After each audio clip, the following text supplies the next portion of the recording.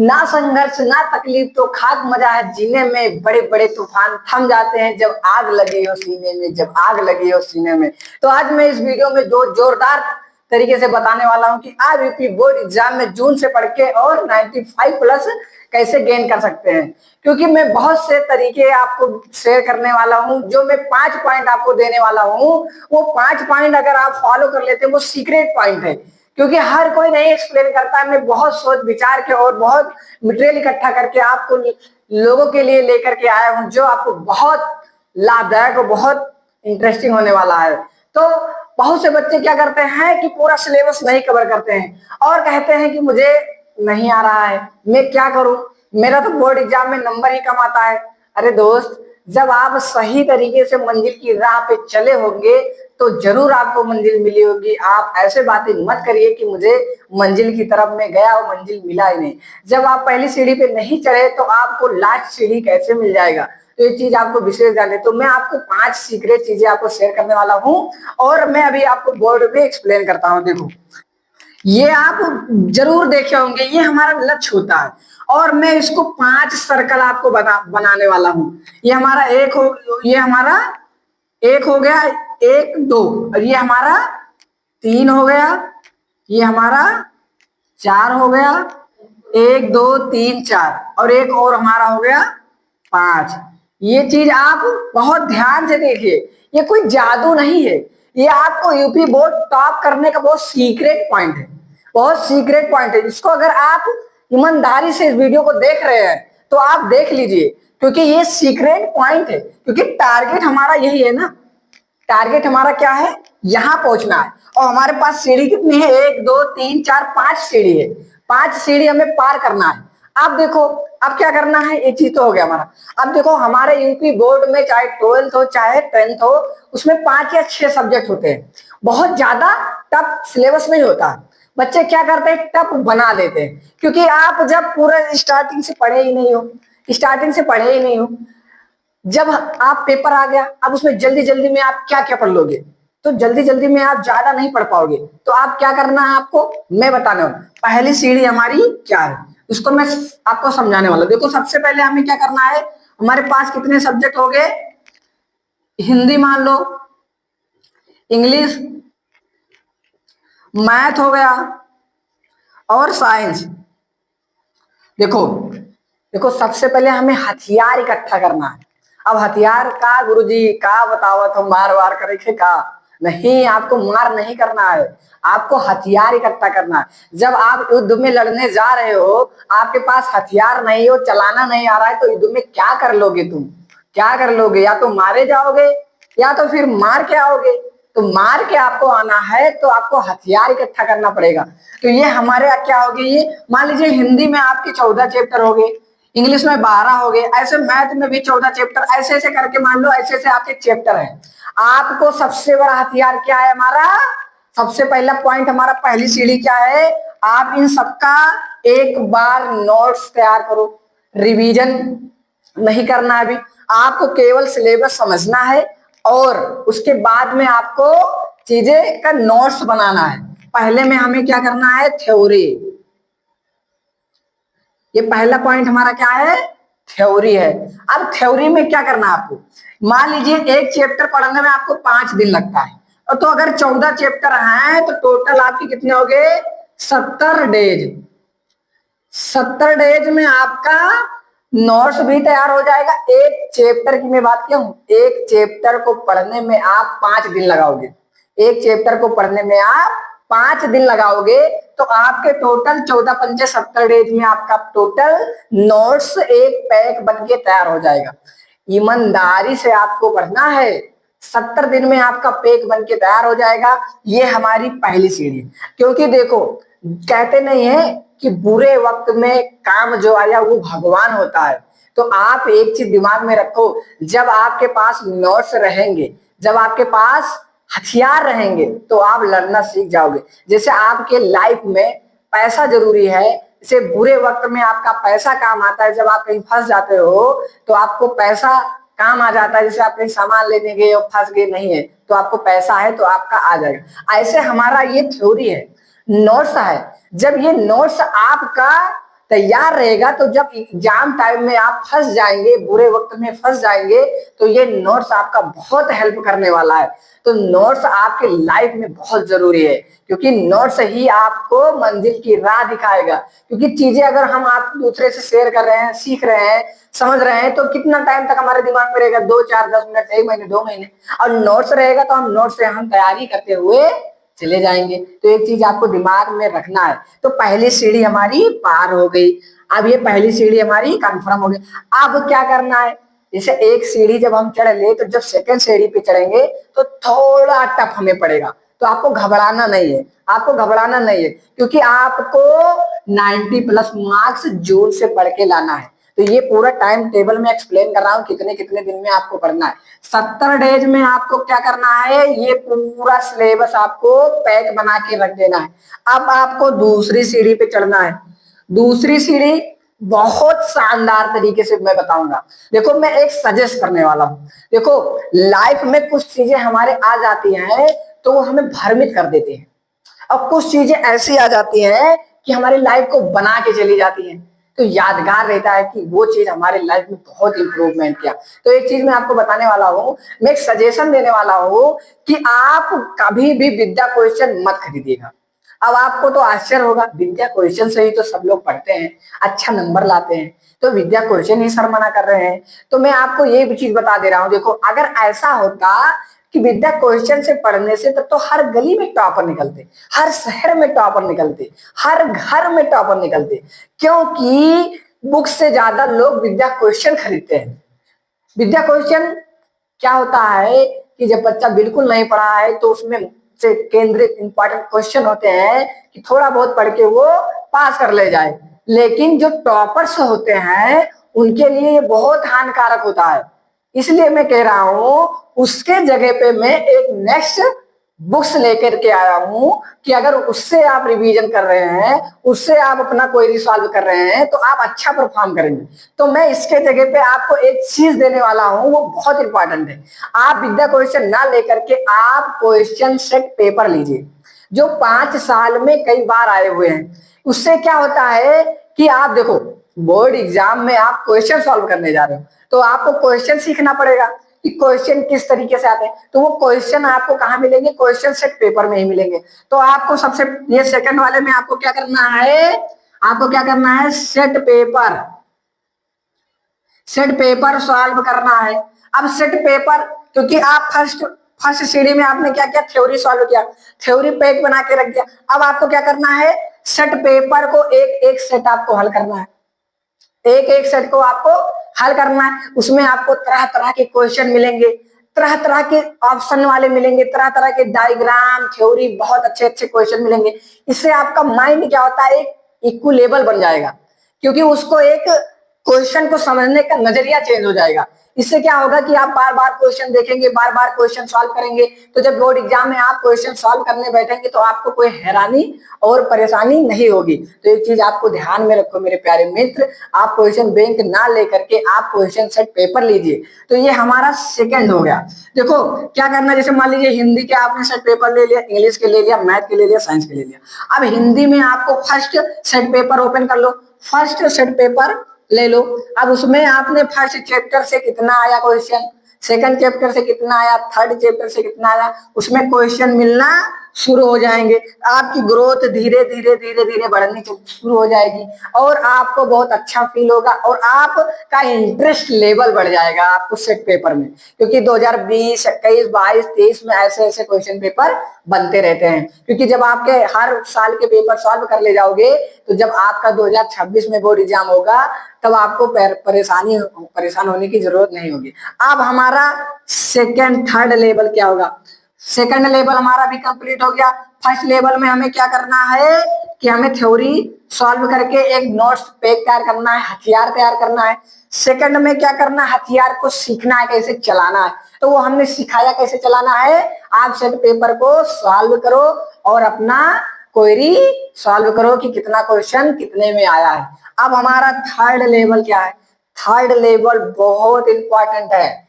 आपके topper batch में बहुत इंपॉर्टेंट है जब आप टॉपर बनना है, क्योंकि आप फर्स्ट सीढ़ी सेकंड सीढ़ी चढ़ लिए तो मंजिल के करीब होते जा रहे हैं, मंजिल के करीब होते जाने हैं, तो आपको धीरे धीरे परेशानी बढ़ेगी। तो आपको संघर्ष की लाइफ पे आपको हैरान परेशान नहीं होना है कि मुझे बहुत मेहनत करना पड़ रहा है अब मैं छोड़ के जा रहा हूं, तो ऐसा आपको नहीं करना है। अब क्या करना है, थर्ड वाले में हमें क्या करना है, देखो थर्ड वाला जो है ये इंपॉर्टेंट है, इसको आप अच्छे से दिमाग में बैठा लीजिएगा। अब आपको क्या करना है, हर सब्जेक्ट का, इसे 14 चैप्टर है, हर सब्जेक्ट दिमाग में रख लो, हर सब्जेक्ट हर चैप्टर, मान लीजिए इसमें 14 चैप्टर है। अब आपको थर्ड वाले पॉइंट में क्या करना है, हर चैप्टर से 5 क्वेश्चन निकालना है। तो ये हमारा जो थर्ड वाला हो गया, इसमें आपको क्वेश्चन निकालना है, क्वेश्चन निकालना है आपके थर्ड वाले में, आपको क्वेश्चन निकालना है, 5-5 क्वेश्चन हर चैप्टर से आपको निकालना है। इससे आपको क्या होगा कि आपको अब पूरी नोट्स, पूरी चैप्टर नहीं पढ़ना, पूरा चैप्टर नहीं पढ़ना है। क्यों? क्योंकि आप अब हर चैप्टर से 5 इंपॉर्टेंट क्वेश्चन निकाल लिए, अब आपको केवल 5 क्वेश्चन पढ़ना है।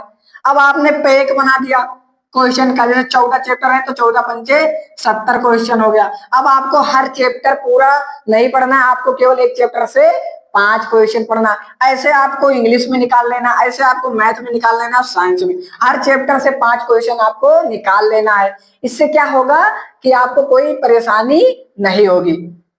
और आप एक चीज दिमाग में रखो, जब आप एग्जाम के करीब चले जाओगे तब आपको बहुत आनंद आएगा, क्योंकि आपका इधर से क्वेरी सॉल्व रहेगा और आप पेपर में अच्छा परफॉर्म करने के पर आगे बढ़ते चले जाओगे। तीसरा भी हमारा कंप्लीट हो गया। आप चीज दिमाग में रखो, अब तो और करीब आगे हम चौथे सीढ़ी की तरफ, चौथे सीढ़ी की तरफ हम आगे। अब चौथा सीढ़ी क्या होने वाला है, गेस करो, कमेंट बॉक्स में बताओ कि सर आप चौथी सीढ़ी में, क्योंकि मैंने हर सीढ़ी में अलग अलग तरीके से चीजें एक्सप्लेन किया है कि आप सोच नहीं सकते हो कि कैसे हो। देखो मैं ऐसे चीजें नहीं बता रहा हूं, मैं भी जब ऑनलाइन टीचर से पढ़ रहा था तो जो हमारे सर थे वो मुझे बहुत अच्छा गाइड करते थे, वो जिस हिसाब से मुझे बताते थे मैं उसी हिसाब से पढ़ता था, उनके बताए हुए हिसाब से मैं प्रेस्टिज क्वेश्चन पेपर सॉल्व करता था, उनके बताए हुए हिसाब से हैंड राइटिंग सुधारता था, हर एक चीज मैंने एक्सप्लेन करके पढ़ता था, हैंड राइटिंग नोट्स बना के पढ़ता था। और मैंने जब एग्जाम में बैठा तो मुझे एनालाइज हुआ कि जो सर हमारे थे उन्होंने मुझे बहुत अच्छा गाइड करके, बहुत अच्छी ट्रेनिंग दे करके और मुझे एग्जाम हॉल में भेजा है। तो मैंने उनसे अपने दिल से उनको धन्यवाद किया और मैंने पेपर सॉल्व करना शुरू कर दिया। जब मैंने पेपर सॉल्व किया, हर एक पेपर सॉल्व किया, जब मेरा रिजल्ट आया तो बहुत अच्छा मार्क है, किसी में 95%, किसी में 85, किसी में 80+, किसी में 88, ऐसे ऐसे नंबर आए। तो मैं उस अनुभव को मैं आपके साथ शेयर कर रहा हूँ कि कैसे मैंने एग्जाम हॉल में लिखे थे, क्या क्या चीजें इंपॉर्टेंट होती है, तो वही चीज मैं आपको शेयर कर रहा हूँ। तो चौथी पॉइंट जो है आपको बहुत इंपॉर्टेंट है, क्योंकि ये आपके, क्योंकि कुछ चीजें होती हैं केवल पढ़ने से नहीं होती है। अभी मैं आपसे कोई चीज पढ़ रहा हूं तो कितना दिन तक आपको याद रहेगा। कोई चीज क्या है कि अगर हैंड राइटिंग माइंड में अगर चीजें बैठ गई तो उसको आपको लिखना है तो आप एक्सप्लेन कर ले जाओगे। इसलिए मैं आपको शेयर कर रहा हूं, जैसे मान लीजिए आप किसी से मिले, 2 दिन 4 दिन मिले और आप उसका नाम और इमेज दोनों दिमाग में बैठा ले। अगला बंदा अगर आपसे 2 साल बाद अगर मिल रहा है तो आपको उसकी इमेज देख के उसका नाम याद आ जाएगा। क्यों याद आ जाएगा? क्योंकि आपने बार बार अपने माइंड को उसका नाम और इमेज सेव करके रख लिया है, इसीलिए आपको नाम और इमेज याद आ जा रहा है। अब आपको क्या करना है, थर्ड वाले में क्या करना है, देखो थर्ड वाले में आपको फोर्थ वाले में आपको बहुत अच्छे से दिमाग में रखना। देखो जो आपने सेट पेपर लिया है, सेट पेपर जो आपने लिया है, इसको आपको क्या करना है, सेट पेपर का आपको क्या करना है, 60 डेज 60 डेज आपको 60 डेज 3 आवर्स एक एक सब्जेक्ट का एक एक सेट सॉल्व करना। हैंड राइटिंग आपको सुधारने हैं। आप कैसे हैंड राइटिंग सुधरेगा, देखो जब आप हिंदी के डेली एक पेपर सॉल्व कर रहे हो, आज हिंदी के सॉल्व किए, कल इंग्लिश के, परसों मैथ के, ऐसे ऐसे करके जब आप डे बाय डे 3 घंटा बैठ के आपको ऐसे बैठना है कि आप एग्जाम हॉल में पेपर दे रहे हो। डेली आप 3 घंटा अपने स्किल को इम्प्रूव कर रहे हो, लिखने वाले स्किल को इम्प्रूव कर रहे हो, तो सच्चाई बात है कि आपकी हैंड राइटिंग स्किल कितनी अच्छी हो जाएगी। क्योंकि एग्जाम हॉल में एग्जामिनर जब कॉपी चेक करता है तो ना आपका नाम जानता है, ना आपका जात जानता है कि ये भैया प्रधान के लड़का हो, ये नेता विधायक के लड़का हो, इनका नंबर बहुत बढ़िया दिया जाए, ना ये हमरे नाक में दम कह दे कि हमारे लड़का पर कम नंबर दियो। इसीलिए आपको वहां पे नंबर 10 डिजिट का नंबर आपको दिया जाता है, वो चीजें आपको भरनी रहती है ताकि उसमें ये ना पता चले कि ये प्रधान का लड़का है, विधायक के लड़का है, ये डीएसपी लड़का हो, ये पुलिस के लड़का हो। यही सब चीजें क्राइटेरिया रखी जाती है। आपको एग्जाम में जितना अच्छा लिखोगे, जितना हैंड राइटिंग सुधार के लिखोगे, आपको उतना अच्छा मार्क्स मिलेगा। बहुत से बच्चे ब्लैंक कॉपी छोड़ के चले जाते हैं। ये बताओ, जब आप ब्लैंक कॉपी छोड़ दोगे तो आपको एग्जामिनर किस बेस पे नंबर दे दे? जब आप कुछ लिख लिए हो, कुछ समझ लिए हो, तभी तो आपको एग्जामिनर नंबर देगा। तो आपकी चौथी सीढ़ी में आपको क्या करना है? 60 डेज तक 3 hours question set paper solve करना है। आज 2020 का पेपर सॉल्व किए, कल आपको 21 का सॉल्व करना है, परसों 22 का सॉल्व करना है। आपको अपने मन से ना नोट्स वहां रहेगा, ना आपका कोई डाउट सेशन रहेगा। आपको खुद माइंड से एनालाइज करके चीजें एक्सप्लेन करना है। धीरे धीरे आपका इंप्रूवमेंट बढ़ता जाएगा। फिर आप एक स्कोर बॉक्स बनाओगे उसमें कि हमारा फर्स्ट में कितना मार्क्स आया, सेकंड में कितना मार्क्स आया, कितना क्वेश्चन हमारे दिमाग में था जो हमारे सेट पेपर में मिला। चीजें आपको बहुत अच्छा समझ में आएगा, आपको बहुत बेहतरीन। क्योंकि ये चीज अगर आप फॉलो कर लेते हैं तो आप सच में 95 90 प्लस मार्क्स ला सकते हैं। अब मैं आपको बताने वाला हूं, देखो, एक होता है हार्ड वर्क, एक होता है स्मार्ट वर्क, आप देखो, आपने हार्ड वर्क और स्मार्ट वर्क सुना होगा। आज मैं आपको अपना एक वर्क बताने वाला हूं। वो कौन सा वर्क है? अब देखो, मैं आपको बताने वाला हूं एक कौन सा वर्क है। देखो, सबसे पहले कोई फार्मूला हमें याद करना है तो हमें चीजें समझना पड़ेगा। कैसे समझना पड़ेगा? देखो देखो, जैसे ये हमारा 60 डेज का जब कोई सॉल्व हो गया तो अब हमें चीजें क्या करना है? अब चीजें हमें बहुत अच्छे से एक्सप्लेन करना होगा। देखो, अब आपको हार्ड वर्क स्मार्ट वर्क क्या करना है? जब आप चौथी सीढ़ी पे जब चढ़ गए, चौथी सीढ़ी आपका क्या था? आपको मैंने बताया 60 डेज आपको हैंड राइटिंग आपको सुधारनी है। हैंड राइटिंग आपका जब सुधर जाएगा तो आपको कोई प्रॉब्लम नहीं होगा। आपके माइंड में जब क्वेश्चन जब आप देखेंगे तो आपके माइंड में वो आ जाएगा और आपको ऐसा फील नहीं होगा कि हम एग्जाम हॉल में बैठे हैं या हम अपने घर पे बैठ के चीजें सॉल्व कर रहे हैं। तो आपको एक चौथी सीढ़ी भी होगा। अब हम क्या है, बहुत मंजिल के करीब आ गए, मंजिल के बहुत करीब आ गए। अब हम 5वीं सीढ़ी पे जा रहे हैं। तो ये जो हमारा 5वीं सीढ़ी होता है, ये एज अ सून होता है। As a soon, as a सून का मतलब होता है अभी हमें पता नहीं है। अब आपको लक्ष्य निर्धारित, ये आपको जब एग्जाम हॉल में बैठेंगे, ये वीडियो देख के जाएंगे, जिस दिन आपका रिजल्ट आएगा उस दिन आपको कमेंट बॉक्स में बताना है कि कैसे ये चीजें हमने किया और कैसे हमने अच्छा मार्क्स गेन किया। अब आपको 5वीं में मैं यही बताऊंगा कि जितना चीजें आपने पढ़ा है उसको डेली रिवीजन करिए और हैंड राइटिंग इंप्रूवमेंट करिए, ताकि आपका हैंड राइटिंग इंप्रूवमेंट रहेगा तो आप नंबर 50% रोल होता है थ्योरी की क्लास और 50% होता है आपकी हैंड राइटिंग। जिसमें हैंड राइटिंग आपका अच्छा रहेगा तो आप अच्छा नंबर गेन कर पाएंगे। तो मैं आपको यही बताने वाला था। देखो, जब हमें कोई तकलीफ होती है, मंजिल के करीब रहते हैं, तो एक चीज दिमाग में रख लेना। देखो, जब घोड़े पे सवार घुड़सवारी मंजिल की ओर बढ़ रहा होता है तो उसका जो घुड़सवारी होता है घोड़े को बहुत लगाम से मारता है, उसका लगाम खींचता है और उसको डंडे से बहुत मारता है। क्यों मारता है? घोड़ा इसलिए दौड़ रहा है, घोड़ा तेज से दौड़ रहा होता है कि वो जल्दी मंजिल पे पहुंच जाए और जो हमारा मालिक है वो हमें छड़ी से ना मारे। और मालिक क्या करता है, उसको जितना मारता है, उसका लगाम जितना खींचता है कि ये जितना खींचेंगे उतना तेज भागेगा और ये मंजिल पे इसको हम पहुंचा देंगे। ऐसे हमारा जो ऊपर भगवान बैठे हैं वो भी क्या करते हैं, जब हमें कष्ट देते हैं तो हम परेशान हो जाते हैं। वो हमारी परीक्षा ले लेते हैं कि क्या आप सच में इसके काबिल हो या नहीं हो।